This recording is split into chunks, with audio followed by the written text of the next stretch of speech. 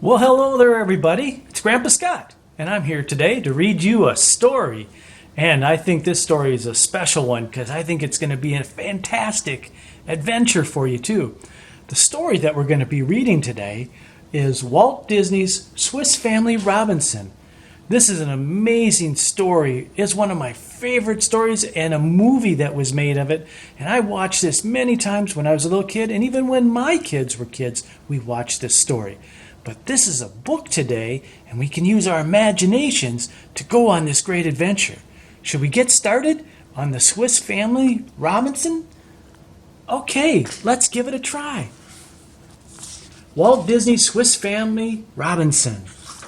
See, they got a big family.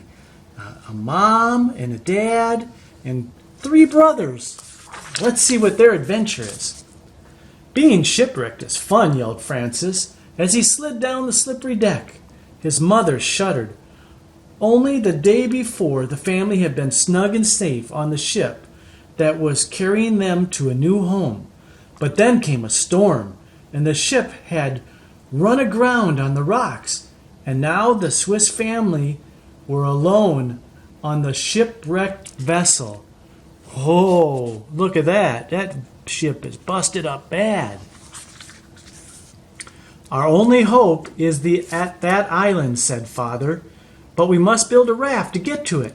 Perhaps we'll find buried treasure, said Ernest hopefully. And pirates, added Francis. The father and his 2 elder sons, Fritz and Ernest, set to work. At last the raft was ready. Now the animals, so that they would be floating along behind us, said the father. Can chickens and that cow and that pig swim? Asked Francis.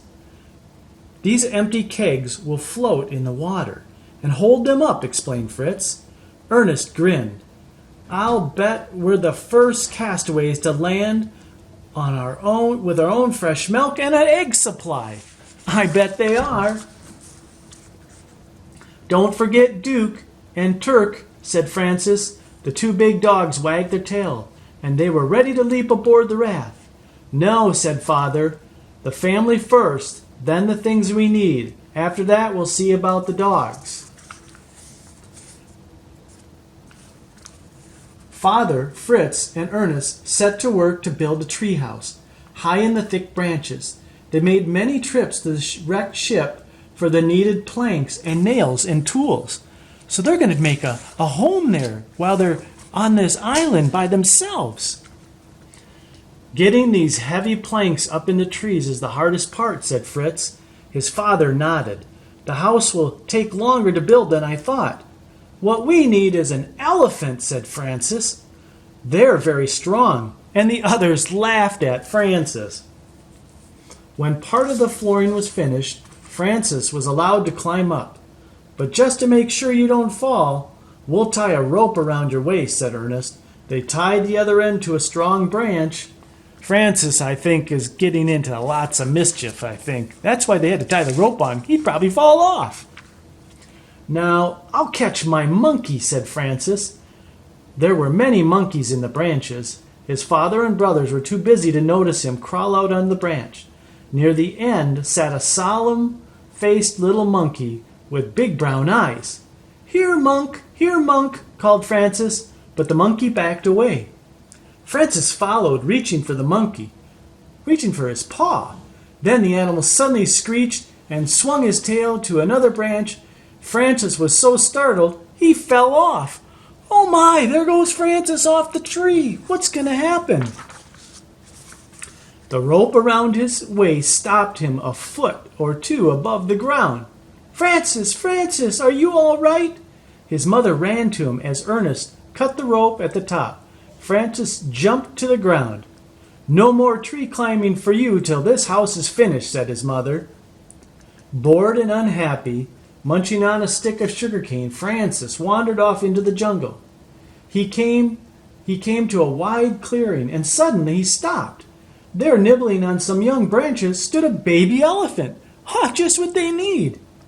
Francis moved a little closer. Here, little elephant, cooed Francis. He held out a stick of sugar cane, and the elephant stretched out his trunk. Oh, it looks like he's made a friend. Francis untied the rope from around his waist and made a noose. The elephant stepped into the noose and Francis yanked it tight. "Oh," said Francis happily, "I never knew anyone who had a baby elephant for a pet." He was feeling pretty special. Suddenly the elephant trumpeted shrilly and tried to free himself. "Arr!" the elephant screeched. It was then that Francis saw the tiger. A big beast was crouching in the bushes, ready to spring. "Go away, scat!" yelled Francis. He picked up a rock and threw it at the tiger. Oh boy, I don't know if that was a great idea. At that moment, the two big dogs, Duke and Turk, burst into the clearing. Behind them came Francis's mother. She clung tightly to Francis as the big dogs went for the tiger. Outnumbered, the big cat shook himself free of the dogs and disappeared into the jungle. "Oh, you wonderful, wonderful dogs," said Mother, hugging them. "They sure showed that old tiger who was boss," said Francis proudly. "Francis," said his mother sternly, "you might have been killed, wandering off like that." Francis hung his head. "I'm sorry, Mother. I didn't mean to scare you, but..." He looked longingly at the elephant. "But, please, couldn't I keep him for now?" Ah, he wants the elephant. His mother sighed. "All right, Francis," she said, "if you promise to look after him yourself." "Oh boy," yelled Francis, "a real elephant and my very own." Proudly he led the elephant back to where his father was building the treehouse. "Look, Father, I found an elephant to help us build the treehouse." The father smiled. They went back to hauling the planks with Fritz and Ernst. Francis stood close to the elephant's big ear. "It's a game," he whispered. "You pick up that plank, and I'll give you some sugar cane." And everyone but Francis was amazed to see the elephant raise the heavy plank into the air. "See," said Francis proudly, "just what we needed, an elephant." After that, Francis and his elephant were allowed to help build the treehouse. The elephant hauled the very heavy planks from the beach. And when the work was over for the day, he let Francis and his brothers ride on his back. He was a great elephant friend. When the treehouse was finished, the family gave a party. The elephant was the guest of honor, for without Francis and his elephants, said the father, our new home might never have been built. The elephant raised his trunk as though to say, "Thank you." Then Francis proudly gave the elephant the sweetest and best sugar cane he could find. And that's the end of this story. But the Swiss Family Robinson, they had many more adventures. And I hope to be able to read more books in the future that'll just show some of the cool things that the boys and their mom and dad got to do while they were stranded on this island. And they did, just to tell you a little, they did find pirates too. So, even though the story's done, your adventure is not, because now's the time to go outside and have some fun, because the Swiss Family Robinson, well, they're all done.